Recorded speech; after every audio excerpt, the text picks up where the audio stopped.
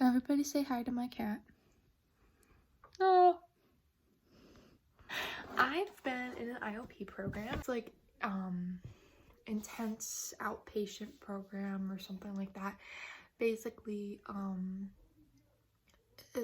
it's the next step down from being hospitalized for like mental health issues. It's a long program. I can't remember how long it was, but I do remember it was 4 days a week, 3 hours a day. It was a couple months, I think, where you just are in a group setting with doctors and other patients in a hospital, and you just do mental health stuff. And I have noticed that this experience has given me a lot of privilege, where I know a lot of information about CBT and DBT and stuff like that. You don't know what those are? It's cognitive behavioral therapy and dialectic behavior therapy. Obviously I'm no expert, which is why I have my little binder with me. This was, as you can see, the binder I had while I was going through that program. So I wanted to go over some of the things that we talked about, because I feel like when I'm talking to people sometimes there's some misconnect, because I have these skills that I learned and these just other people don't know these skills because they were never taught them. And I think everybody should know these because they're really, really helpful for anyone, whether you struggle with mental health issues or not. Right. So, first thing we did, we have this cool little feelings wheel where every day we would start off with how we're feeling. This was difficult for some people, me included, on some days, because sometimes it's not easy to recognize what you're feeling. So to kind of help out with that, in the inner circle there's like categories, and then it gets like more specific as you go out. So let's start off with an example. Right now I would say I'm feeling inspired and motivated. And then we would have to say something positive. Oh my god, this is like breaking. We would have to say something positive about ourselves. So this is a positive trait list. I would say I'm kind. That's my positive trait for today. Then we have a relapse prevention plan. So this is something you kind of would work on throughout the program. You just kind of figure out what your triggers are, what like are factors that usually lead up to your relapses or whatever, things that you can do to distract yourself, people that you can talk to,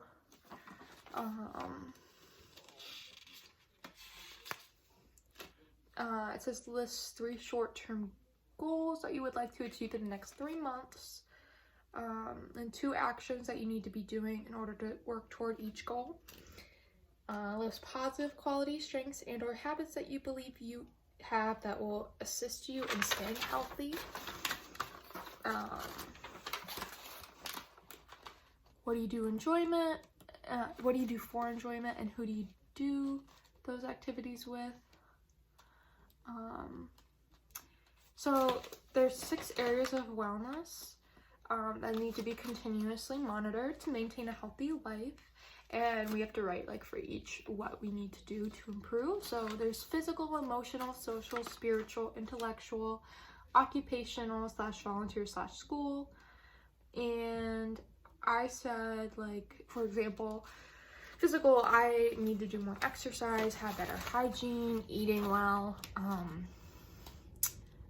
Let's see, for like intellectual, like I said, like practice a language.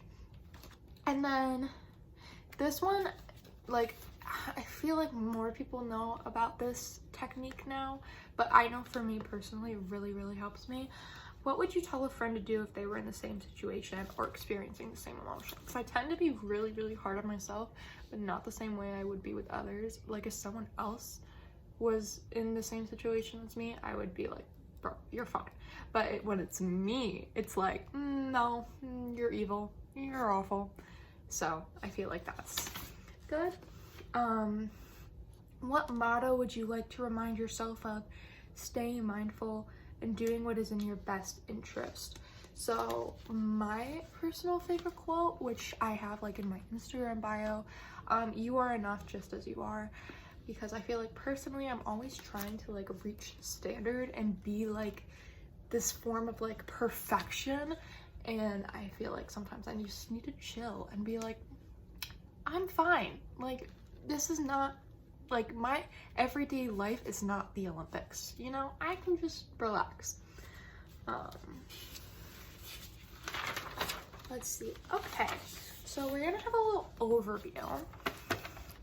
So first you have your coping skills. These are kind of the things that we're gonna go over.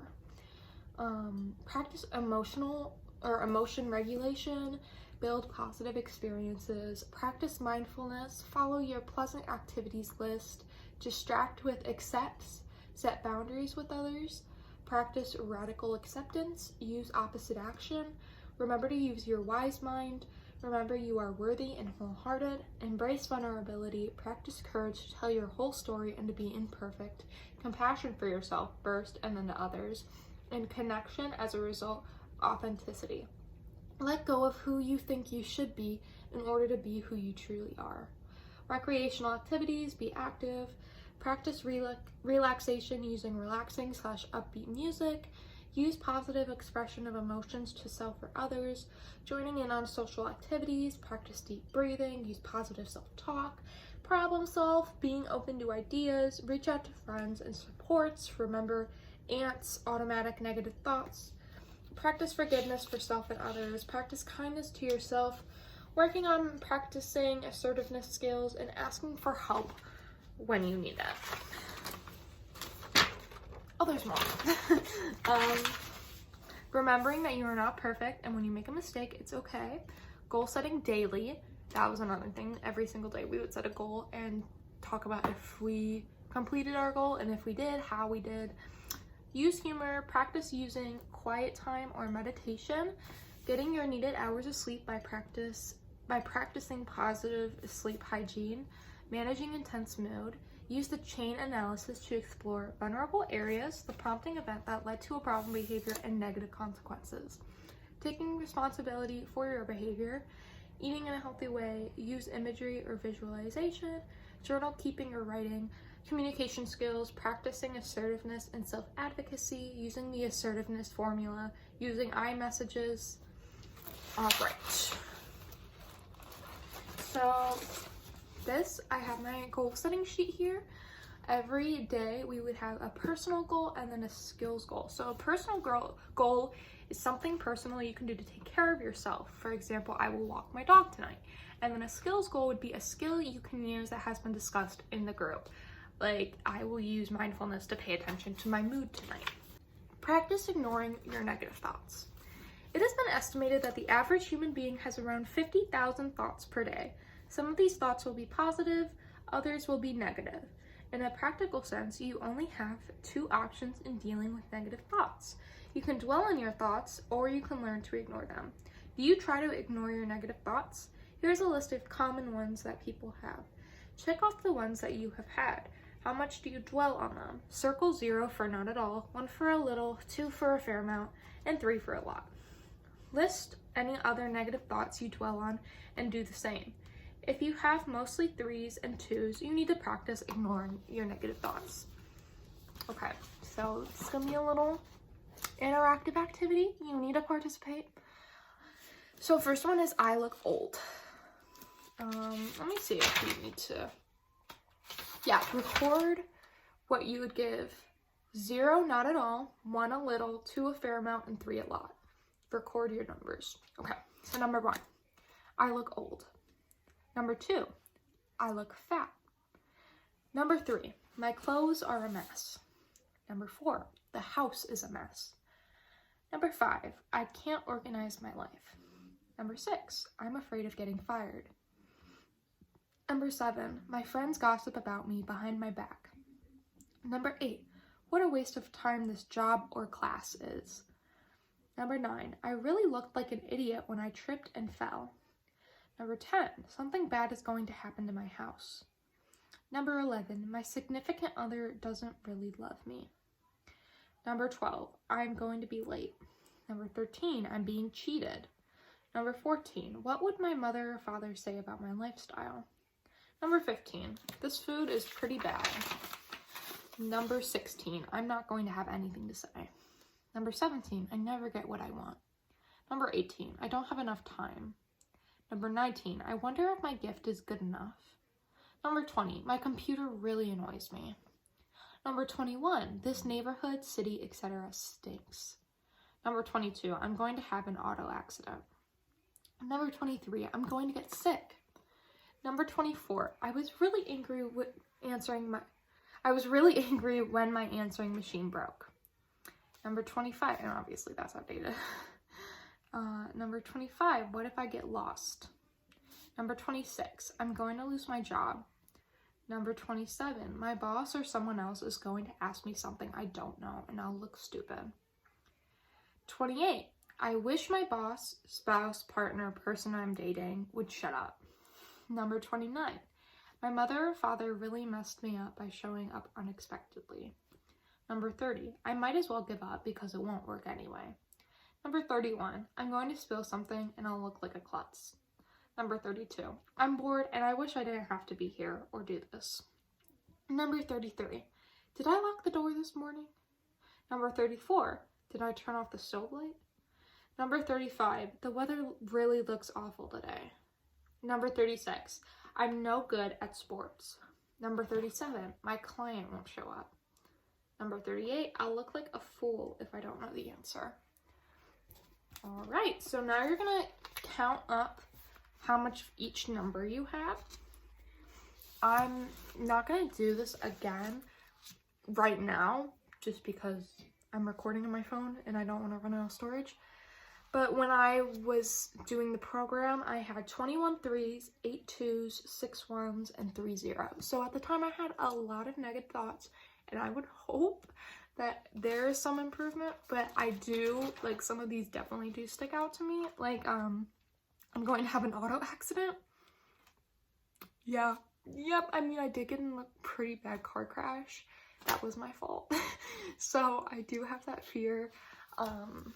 So that one really stuck out to me, but I feel like that's something I try to do on a daily basis, is try to recognize, like, is this, like, a negative thought? Like, why am I saying, like, a lot of time my go-tos, especially at school, is I'm so tired or I'm so hungry.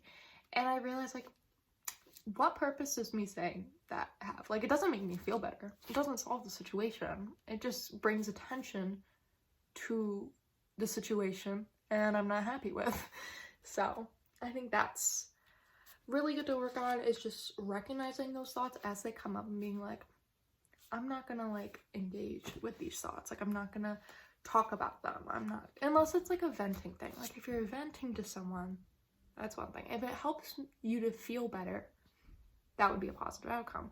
But if you're just, like, saying it and then you realize, like, oh, that didn't help, you're just, like, ruining your mood.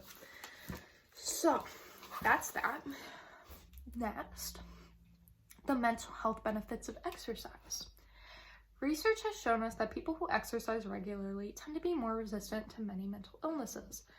Exercise can help treat current symptoms and prevent future episodes. What problems can exercise help with? So for mental illness, it can help with depression, anxiety, substance abuse, bulimia, and Alzheimer's disease. For other stuff, it can help with sleep difficulties, stress, physical health, low energy, and self-esteem. Beginning an exercise plan doesn't have to be difficult. Walking for as little as 30 minutes 3 times a week has been found to be beneficial. Don't worry too much about what exercise you choose. Aerobic and anaerobic exercises are both effective at improving mental health. So for those of you guys who don't know, anaerobic exercises would be stuff like weightlifting, sprinting, running, biking, interval training, and climbing. And then aerobic exercises would be walking, jogging, or biking, elliptical or ski machines, swimming, and dancing. If you're crunched for time, you might still be able to squeeze some exercise into your day. 2 15-minute walks work just as well as one 30-minute walk. Here are some tips to help. Need to make a phone call, walk and talk. Get an exercise partner to hold you accountable. Park at the back of the parking lot and walk. Do an activity you enjoy and it won't be a chore. Skip the elevator and take the stairs. Head outside for 10 minutes during lunch. So, I actually struggle with exercising a lot. I just recently got diagnosed with asthma. Exercising is asthma. We love her. I have to take this 2 times a day. So that is something I definitely struggle with. But I will say, times when I do decide to exercise, my mental health is definitely a lot better. Like, I just feel good. Like, I feel accomplished, which makes sense because that's how our brain is wired. Like, after we work out, our brain releases chemicals that make us feel good, like make us feel like we've accomplished something. So I'm gonna end for today with some deep breathing and with my inhaler. So we're gonna do a little group deep breathing exercise. I'm gonna be using my inhaler. So the way this bad boy works is I do 1 puff and I have to take 5 breaths and do another puff for 5 breaths. So we are gonna do 10 deep breaths together. All right, let's do this. Wait, I need to get like a deep breath to start.